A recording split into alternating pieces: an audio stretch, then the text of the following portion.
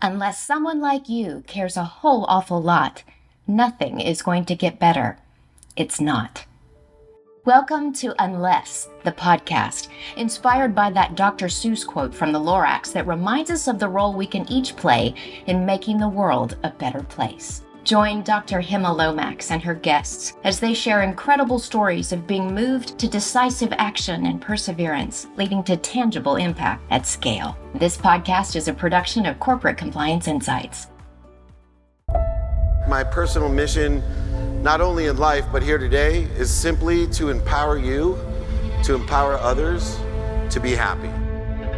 Today we have an extraordinary opportunity because we can reach about 1/8 of the world and change the world in one simple day.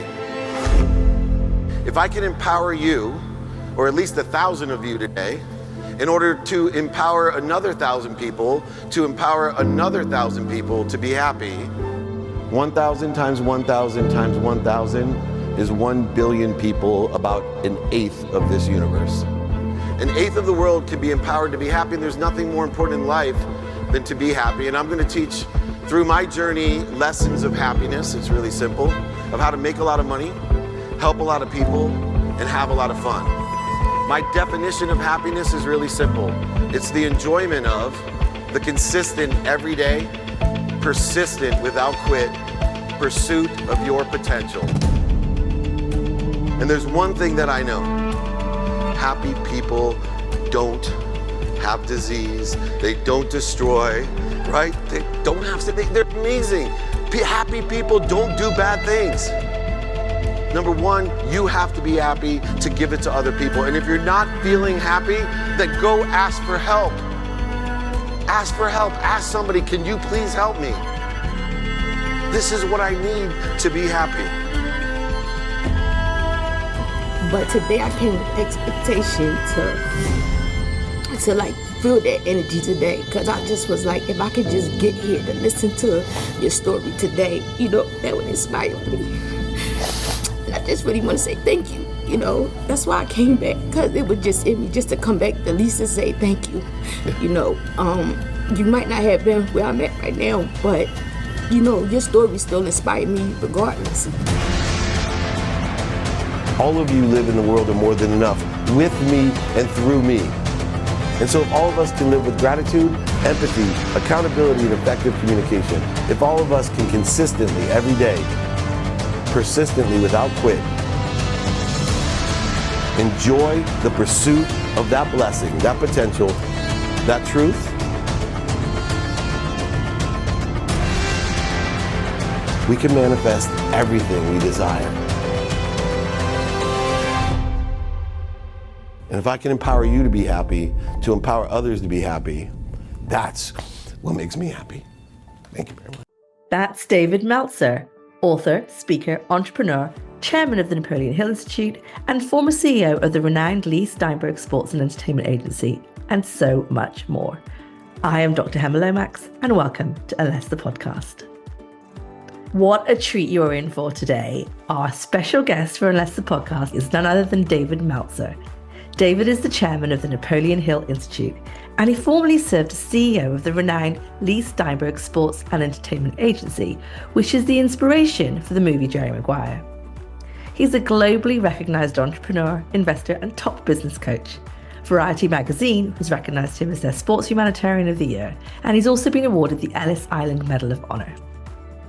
As an executive producer of the Apple TV series 2 Minute Drill and Office Hours, as well as Entrepreneur's #1 digital business show, Elevator Pitch, David brings unmatched insights to audiences worldwide. His journey has been featured in books, movies, and TV, including World's Greatest Motivators, Think and Grow Rich, and Netflix's Beyond the Secret. David's life mission is to empower over 1 billion people to be happy. This simple yet powerful mission has led him on an incredible journey to provide one thing, that's value. And I can attest to you, in all his content and communication, that is exactly what you'll receive. Get ready to be inspired as we explore David's journey, the lessons he's learned along the way, and how he's helping others to unlock their potential to leave a lasting impact. David, welcome to Unless, the podcast. I'm so thrilled to have you here today. The thrill is all mine. Thanks for having me. It supports my mission of empowering others to empower others to be happy, to live in abundance. So thanks for having me. Well, you've made me incredibly happy. I know that you'll know what I'm talking about if I say to you that there's that feeling of having manifested something that you desire and it coming to fruition. And that's how I feel today, spending time with you. So thank you again for agreeing to join me. Talking about your mission, David, I know one of the things one of your missions is to empower 1 billion people to be happy. That's an audacious goal. And I wanted just to start with asking you why. Why is that your personal mission? Well, first of all, it's more audacious than you think because it's over 1 billion people to be happy. And the reason why is that in my journey, I learned how unhappy people are, how much dis-ease there is in the world. And it came to a forefront when my 12-year-old at the time had one of her best friends commit suicide. And although I can understand life's journey and the struggles that occur in life's journeys, from PTSD to CTE to all types of addictions that can cause us to want to end our human experience, it was beyond me to think about a 12-year-old. And as I did more research, I realized around the world, the fastest growing cause of death was suicide. And so understanding my capability in being able to do three things: to empower people, to number one, live in abundance, to make a lot of money; two, to help a lot of people;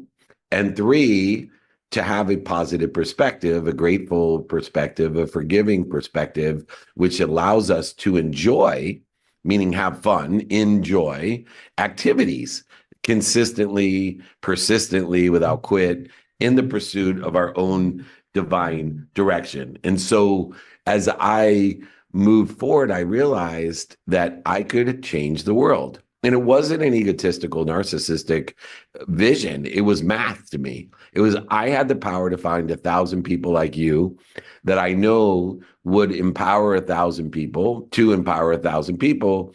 And I did the math. I said, wow, if I can find 1,000 people like you times 1,000, that's 1,000,000.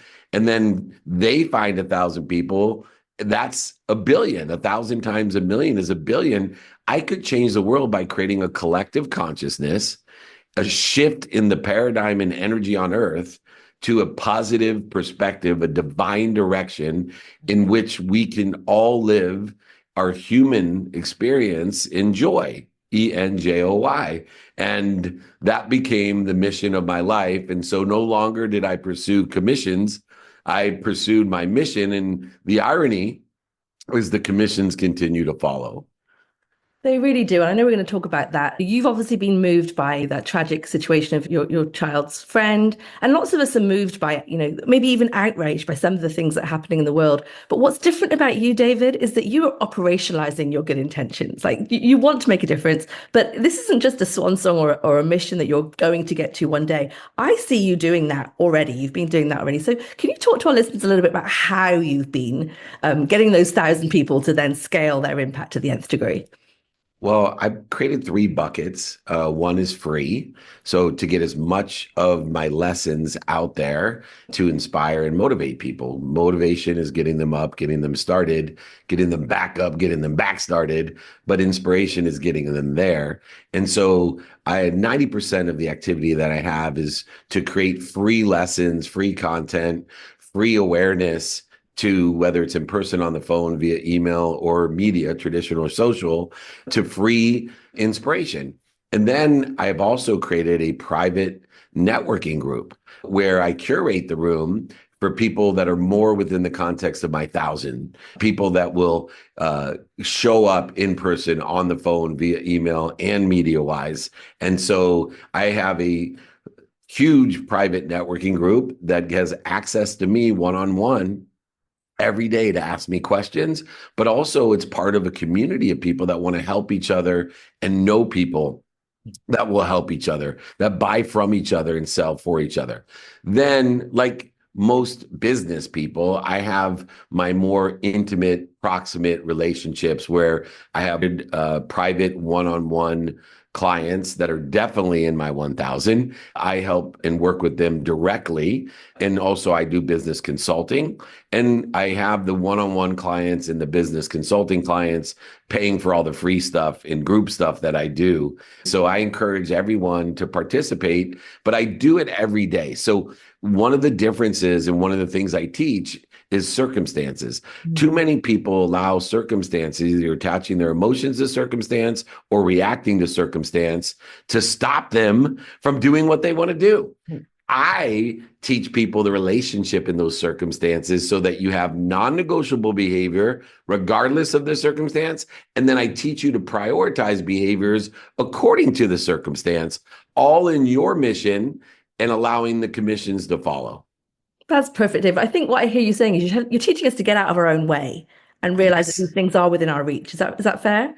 Yeah, and that's identifying what you're doing to interfere with it. There's a huge energy gap between I am and this is what I want people to think I am. And if we can shift our paradigm to what I'm doing to interfere with my best self, my potential, my essence, my journey, instead of trying to get to my best self, get to my end result, get to my journey, if we can just figure out what we're doing to interfere with it, it now lies within the context of wisdom and faith that there's more than enough of everything for everyone. I'm just interfering with it.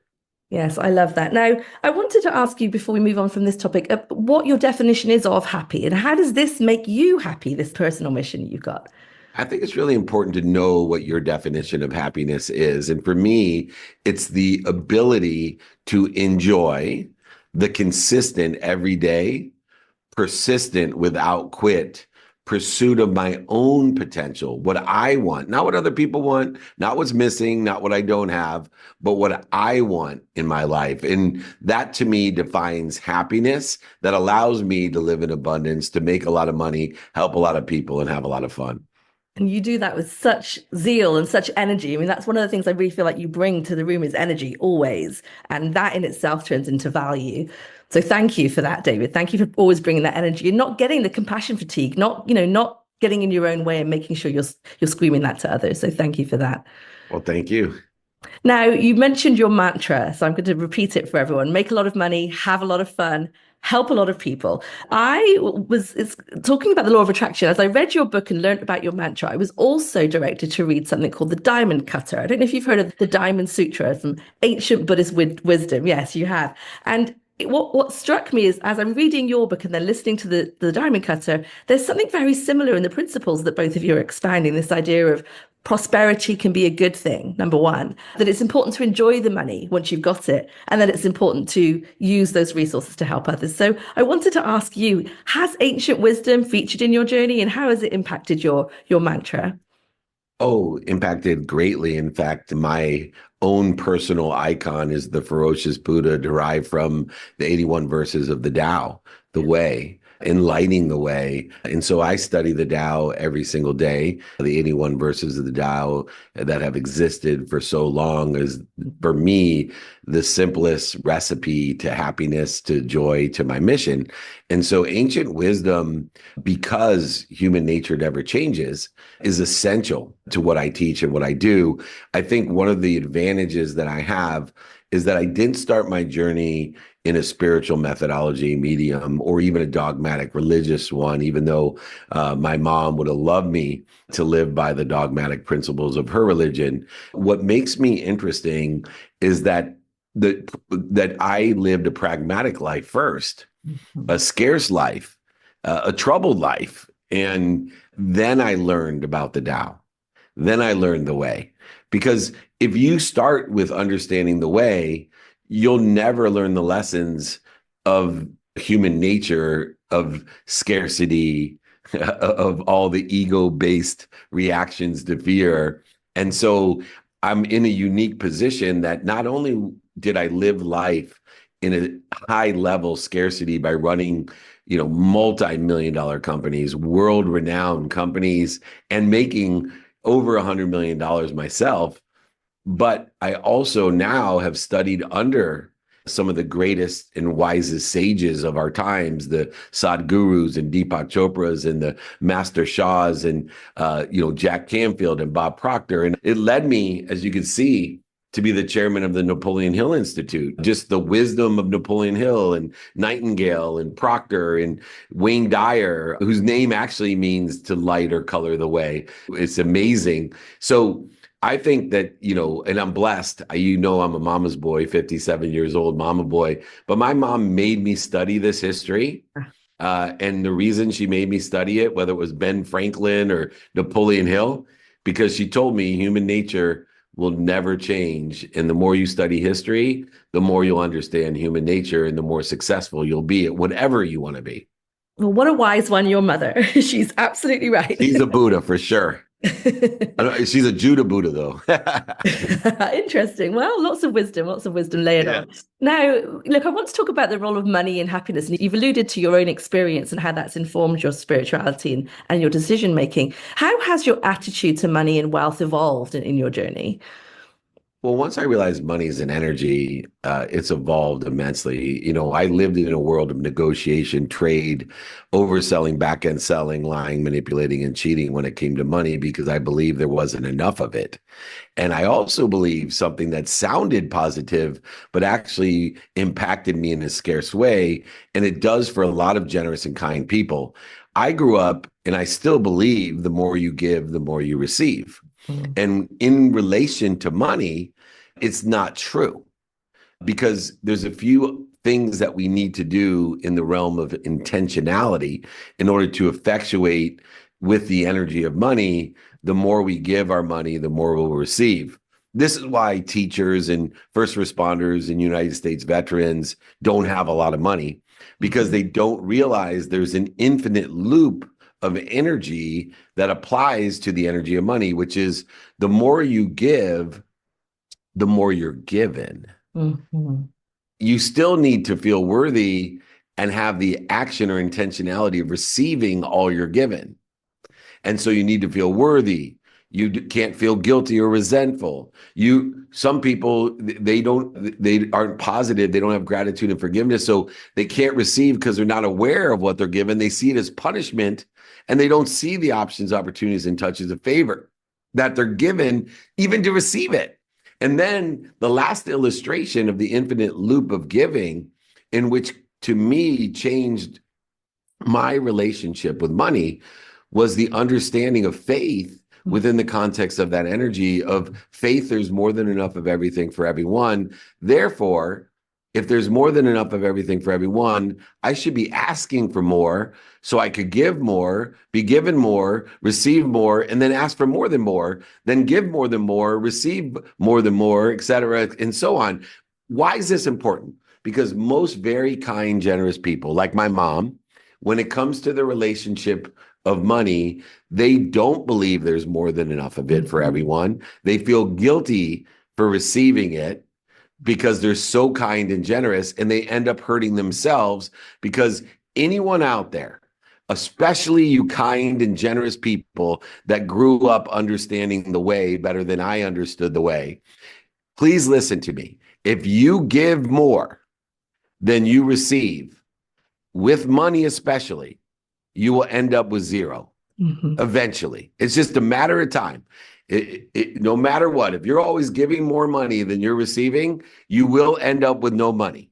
It's math. It's a human experience. And so I want to encourage you not only to seek wisdom when it comes to the energy of money, but have faith there's more than enough of it for everyone.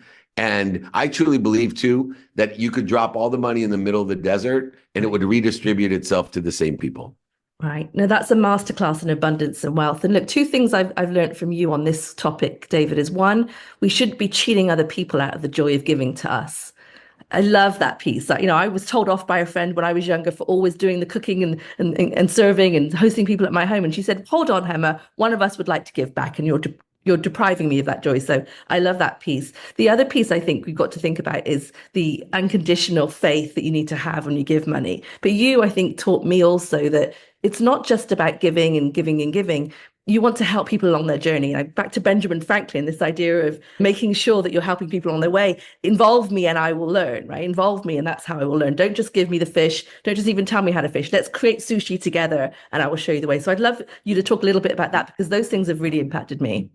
Well, I think that's true. I have the whole room raise their hand when I said, who here likes to give? And then I ask everyone, then why are you cheating everyone else? Why are you so stingy about the easiest way to make someone feel good? Yes. Everybody feels good when they're give, as long as they're capable of giving. Sometimes we don't feel good if we're not capable of giving. But when you're capable, like, can I help you with the dishes? Or why don't you allow me to pay for dinner? Or, whatever it may be. So within the context of our own capability, when we allow people to give what they're capable of giving, we are giving them more than we are receiving. And if you don't believe that, then ask yourself, how good do I feel when I give what I'm capable of giving? Whether it's your knowledge or money or other gifts or items, how good does it feel? And we deny the greatest gift of giving things that we're capable of giving. And I use that distinction because it doesn't feel good when we have to give things we're not capable of giving. And I don't think that it's actually a gift to, ask for things when people aren't capable of it, or receive things when they're not capable of it, because now they're not going to be able to give more. And so there's a slight nuance. Now, one of the great things that you mentioned, Ben Franklin, another aspect is the Ben Franklin effect that I wrote in my book, Connected to Goodness, which, by the way, for your community, if anybody would like Connected to Goodness, I will sign it, send it to you, pay for shipping, pay for the book. Just email me directly, david@dmeltzer.com, david@dmeltzer.com. If you forget that, just Google David Meltzer, you'll find my email. But Ben Franklin said, and I call it the reverse Ben Franklin effect, the best thing you can do is ask for help, because you become an investment in that person and you make them feel good that you feel they have capabilities that you don't have. And so please, everyone out there, get to a point where you say, would it help you if, but also, do you know anyone that can help me? My two favorite transition statements in my personal and professional life is to be more interested than interesting, to find out through the methodology of being more interested, hey, would it help you if I gave you this because I'm capable of it, or helped you with this because I'm capable of it? And do you know anyone that can help me with these capabilities? And when I ask you if you know anyone that's capable of helping me, you're included. So it's a really nice way to ask someone to help you or know someone that can help you, and also qualifies them and curates them, like into my private networking group, to be people that want to help each other and know people that can help each other. David, I love that. You don't just tell us to get out of our own way, but you show us how, which is just the magic, is you're giving us actual tools. And of course, I have my copy of Connected to Goodness. I encourage your readers to get it. It's a very good book. There's another book that you're an author of that I want to just pivot before we end today, which is called Compassionate Capitalism. And so if I may, I'm going to ask you this question. How can we help corporate executives who have the resources, the big brands, the power to operationalize their best intentions in ways that you have and drive ethical decision-making, do the right thing? What's your advice when people have got the resources? And how do we help them to maybe get out of their own way to make sure that they're driving ethical decision making? Well, too many people, number one, don't focus on their credibility in articulating the quantitative value. Mm-hmm. Two, they focus too much on the emotional impact, and that becomes subjective in its nature, even though value is only derived by giving people more of what they like or taking away what they don't like. Mm-hmm. Only two ways that value is derived. That means giving them more of what works and taking away what doesn't work. And so under the auspice of credibility and emotional attachment, the best way that we can get more large organizations, not just corporations, governments, charities, more large organizations that have bigger impact and amplification of messaging and awareness, the only way is for us to take accountability and practice articulating a quantitative value to exceed what we're asking for. So you have to, once again, be more interested than interesting, and you have to practice articulating a quantitative value. Why? Especially corporations. They need to make money. So if you can explain to them, articulate to them, by doing well, by doing good, you can do well. By putting this sustainable energy in, or this practice in, or utilizing some sort of diversity. I'm not a big equity guy. I believe everybody's different. I am a diversity and appreciation. I would like to re-engineer DEI to DAI, diversity, appreciation, and inclusion, which says this: you, Hemma, and I, David Meltzer, we are not the same. We are not equal. But what we are grateful for each other to learn the differences and appreciate the differences, utilizing appreciation and forgiveness to say, look, of course we're different, but I so much appreciate your opinion. I appreciate your advice. I appreciate you. I may not even agree with it all the time, but I just appreciate it. I love that perspective, and I'm going to give it some consideration. I may or may not change my mind, but I certainly appreciate the fact that you're taller, shorter than I am. You look different than I am. I appreciate that. Give me your opinion. Let me think about that and get better from what I think about it. And you do the same with me. Now we're diverse. We're included. But instead of being equal, which we never will be, you and I will never be equal. There's no human beings. See, we all prove that because nobody has the same fingerprint. We're all different. But we can appreciate that difference and include everybody and appreciate and consider who they are and how they can align with the divine direction that I'm in and you're in and we're in. I can't agree more. I mean, being seen, heard, and valued is critical. And so glad that you could share that with us. You heard it here first, DAI. Now, David, you know that this podcast is called Unless, because of the doctor's use quote from the Lorax. Unless someone like you cares a whole awful lot, nothing is going to get better. It's not. And I can't think of anyone that epitomizes that quote more than you. Thank you so much for joining us. I don't know if you've got any parting words for our listeners, but I'm just so grateful to you for taking the time to share your wisdom with us. I do. And if everybody could reach out to me and be a part of my community, we would love to have you. David@dmeltzer.com. And I'm going to leave you with this, a simple piece of advice to help us all on the mission, including the commissions. Be kind to your future self, and do good deeds. God bless you. Love that, David. God bless. Thank you so much. Thank you. I don't think people do what they love. I think they learn or inspired to love what they do. People have always told me, you're so lucky, you've always loved what you did. And if you look back, do you think I really love selling legal research online? That was my dream when I was 5 years old. That's what I love to do. No, I learned to be inspired. I learned to take my possibility and make it a probability. So you got to know your what, you got to know your why, make those possibilities your probabilities, and then every single speech I take is the most important part that nobody talks about, especially when you get to this woo-woo stuff, this spiritual stuff. I'll tell you what's the most important thing is how. Right? How are you going to do it? Most people think that happiness is enough, regardless of how much money they have, what relationships they have, what they've achieved. They think that happiness is enough, even over their health. And so I started raising the stakes to be happy.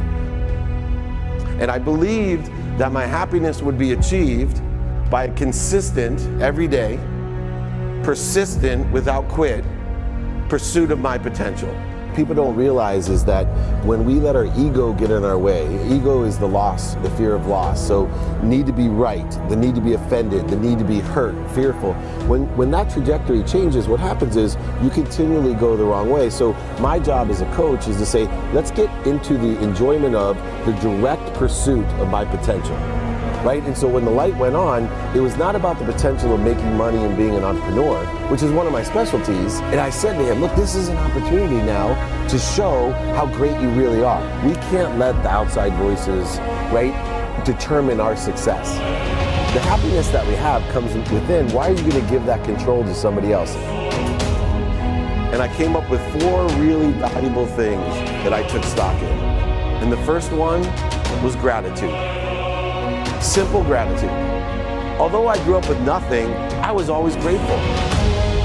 Throughout the whole process of consistently, persistently pursuing my potential, I was grateful. It made my past better, my present brighter, and my future even brighter than that. In fact, I tell people all the time, if you want to change your life, change your employee's life, your family life, it's very simple. 2 words, say thank you. Say thank you before you go to bed, and say thank you when you wake up. And I guarantee you, if you can do that for 30 straight days, your life will change.